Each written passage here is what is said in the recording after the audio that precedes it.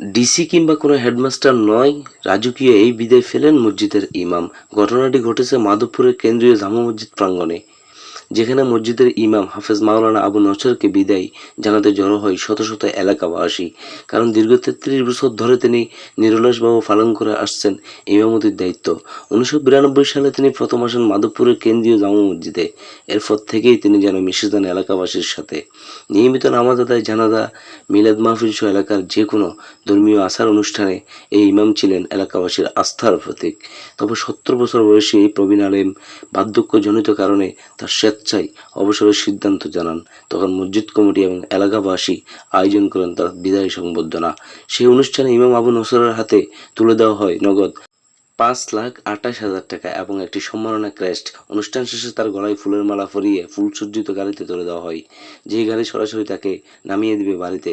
ইমাম হাফিজ আবু নছরের জন্ম চাঁদপুরের হাজীগঞ্জ উপজেলা হলেও মাধবপুরের মানুষ তাকে নিজ পরিবারের সদস্য হিসেবেই দেখছে।